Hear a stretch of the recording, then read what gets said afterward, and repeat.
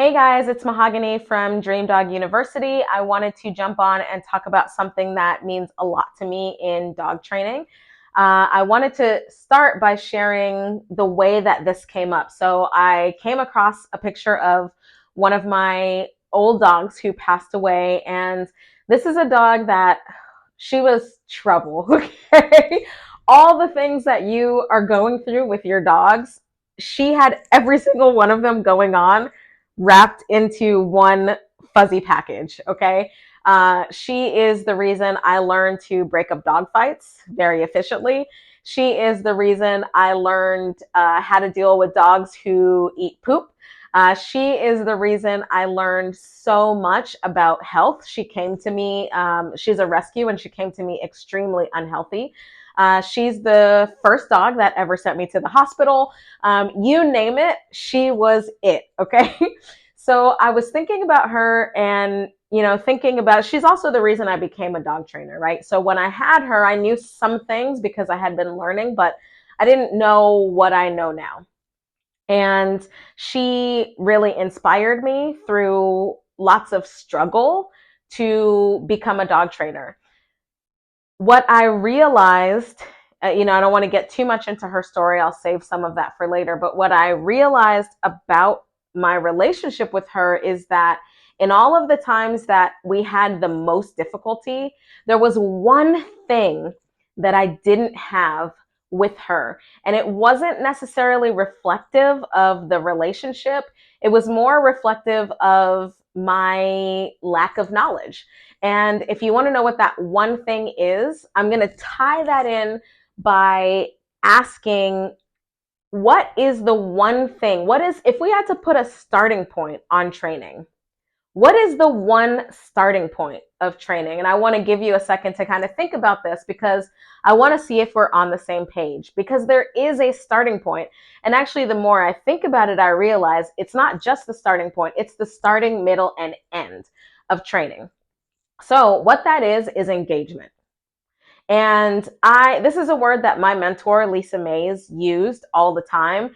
What she really was trying to describe was not just being engaged between dog and handler, but it was a sort of active and willing participation on both sides. So Lucky and we had no engagement.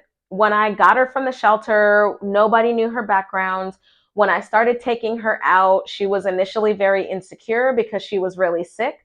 But as she got more confident, everything in the environment became a big distraction for her. And I essentially became chopped liver, if you will, unless you really love liver. But I became chopped liver. So we struggled to connect in training. And what that meant was that we struggled for her to learn what I was trying to teach her, especially when we were out in busy environments. And I unknowingly became an expert at building engagement because I think it was the one thing that I couldn't really put my finger on, but I recognized that that was something that I was missing in my relationship with her. And it's funny now because people will sometimes tell me, your dogs won't stop staring at you. And and it's something that I knew that I was building, but I didn't realize for a very long time that I was putting so much focus and emphasis on building it because I had that gap with Lucky where we didn't have it.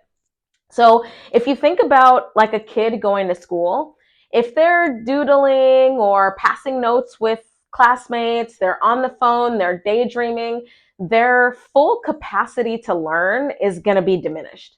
And the same happens with our dogs. And I see this all the time because now I train a lot in very high distraction environments. And I mean, there's cars and foot traffic, there are dogs. I train around a lot of dog parks, on trails where there are squirrels and, and geese and other birds. And there's so much going on. There's, children often screaming, running. So there's a lot of distractions in most of the places that I train.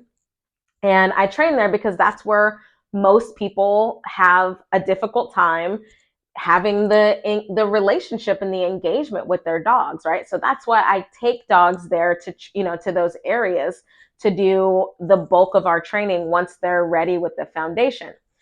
And what I see when I'm in these places is that a lot of people are really fighting against their dog's distraction. And that's ultimately what it is. It is not necessarily a reflection of the relationship. There can be a very loving relationship, but what happens is when the distractions get high, the dog's focus and attentiveness is completely gone. And what that means is that that dog cannot learn. This can happen in low distractions too, right? I have a couple of dogs that are rescues, and we had to build that engagement. I had to teach them to focus and pay attention. And for some people, they get really lucky with a dog that is naturally attentive and naturally very willing. But most people have to work on that, and they have to teach dogs to sustain attention and willingness to engage with us. Because to be honest, most owners bore the hell out of their dogs. And I'm sorry to say that, and I'm sorry if that's you.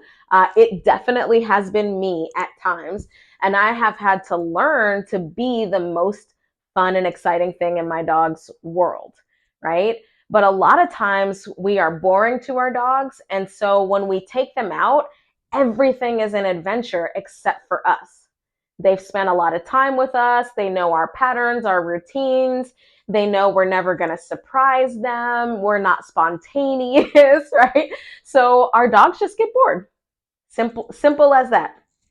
So we have to come back to this need to build engagement and to teach our dogs sustained focus. And I don't mean just staring at us. I mean wanting to participate, right? Wanting to do something with us. And for me, the most opportune time to build that is in a young dog. So when we're raising puppies and young dogs, that's the greatest opportunity to do it. And there are a lot of things that we tend to do as dog owners that antithesize. I don't think that's a word, but they are the antithesis of building engagement. Going to a dog park, right? Taking our puppies and young dogs to dog parks, they destroy engagement. Why? Because we take them to a very high energy, exciting environment that's usually fenced in, which means that we don't have to be that attentive to them, and they don't have to be that attentive to us. So immediately just going into that environment, I see almost nobody. I've watched hundreds, probably thousands of people take their dogs into dog parks. I almost never see people ask their dog for attention or focus or particular behavior or calm, right? In fact, at one of the places that I train now, I can hear dogs barking in cars from blocks away because they know that they're going to the dog park. So immediately, and if you're on a routine or on a schedule, your dog is already learning through routine that they can stop paying attention to you from the moment you put them in the car to head to the park.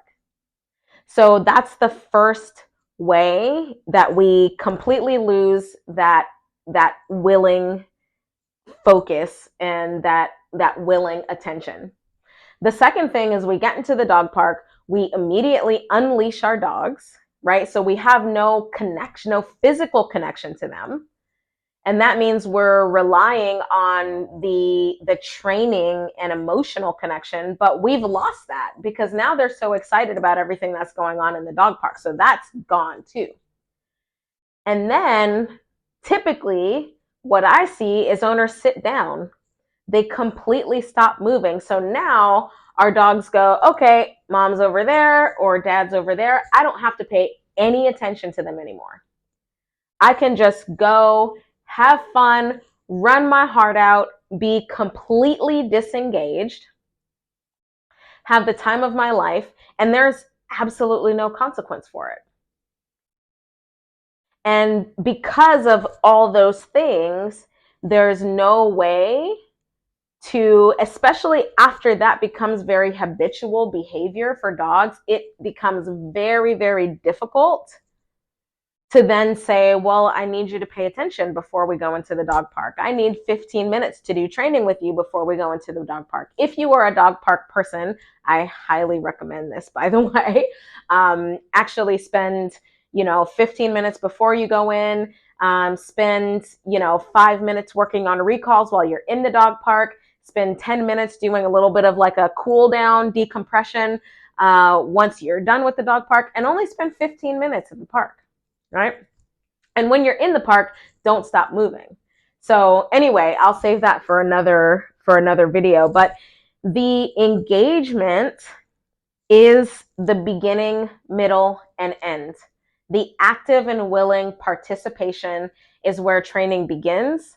It's how training maintains its flow, and it's the end. It never ends. The focus and attentiveness that I have now from my dogs that I'm able to get in every single environment that we go to, if I ask for it, they will give it to me without question, without hesitation. My dogs will do it because we do so much training and so much surprise training that my dogs now go anywhere you ask me to be engaged and to learn and to focus, because our training is also fun. So my dogs now go anywhere you ask me to do that, I'm going to do it because I know it's going to be fun. And it's going to be a lot more fun than what's in the environment. And we'll talk about that more too. So our focus, I would say, if we want to train raise dream dogs, which is what I believe everybody truly wants. When I talk to clients, when I hear from clients, I talked to somebody today that what she explained to me was what she wanted was her dream dog. She wanted a dog that's not barking at her. She wanted a dog that doesn't have separation anxiety. She wants a dog that can get along. The dog already gets along with other dogs, but that can have a better communication with other dogs. She wants a dog that she can take anywhere.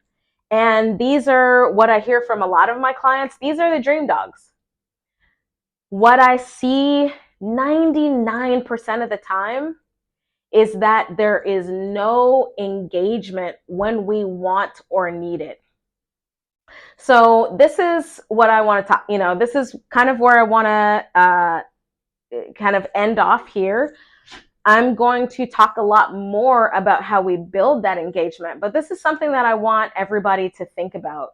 If we don't have that active and willing participation, and what that means is that we have to be fun. Our training sessions, I think, should be short, sweet. They should be, fast, zippy. This is what I do with my dogs. We move quickly. We're constantly doing, so my dogs, it's very easy for them to forget about what's going on in the environment. I become the most fun thing in the world. And the things that my dogs love to do, they love to move and jump and run. We're doing all of those things in our initial training sessions when I'm building engagement. Our sessions are short. I don't want to run out of dog, right?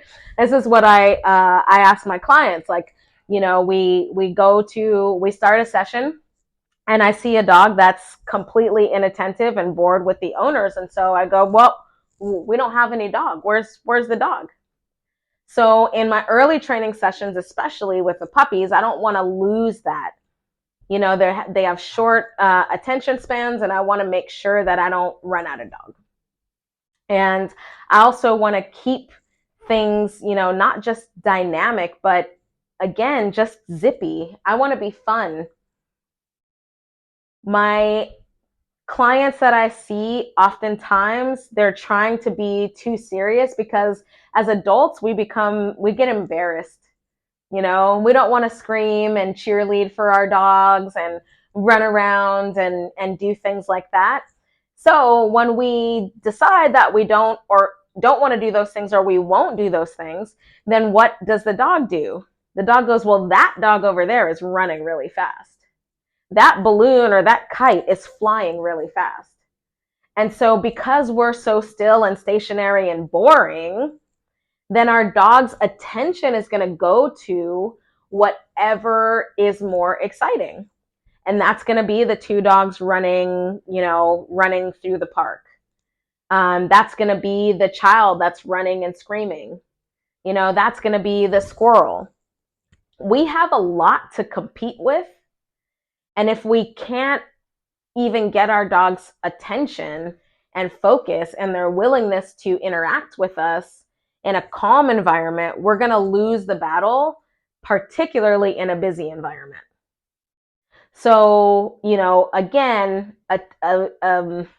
gosh, I lost my words because I normally would just say engagement, but I'm trying to change that because actually engagement is not the best definition when I looked it up. But that active and willing participation, active, willing, AWP is what we're going to call it from now on, right? AWP, active and willing participation. That is needed to achieve the greater things that we want to achieve with our dog. So give that a little bit of thought. Continue to tune in, subscribe to the channel, because we're going to talk a lot about active and willing participation, because I want all of you to have massive success with your dogs. And I absolutely guarantee, I promise you, if you can build active and willing participation with your dogs, you can accomplish just about anything with them, because everything begins from there. There isn't a single thing that I don't think I can teach my dogs or do with my dogs or accomplish with my dogs, because with each of my dogs, I have that AWP. And I rely on that. I lean on that because I know it's that beginning, middle, and end. It's the skin of the fruit. It's the meat of the fruit. It's the seed of the fruit. So, that's what we're going to spend some time focusing on. I want to help you guys get there with your dogs, and you will see when you get there. And it takes some time to build, especially if you have an older dog. If you have a puppy or if you have a young dog, pre-adolescence, you're going to take off with this. It's going to be very fast once you start doing it. If you have a dog that's a little bit older and post-adolescence or into adulthood, it can take a little longer depending on how easy it is to motivate your dog to get working. But we are going to focus on it a lot. Thanks for tuning in, everyone. I'm super stoked. Like, subscribe, all the things, because we have a journey to go on together, and I'm excited to get you guys to dream dog status with your dog. So, all right, everyone, take care. Bye.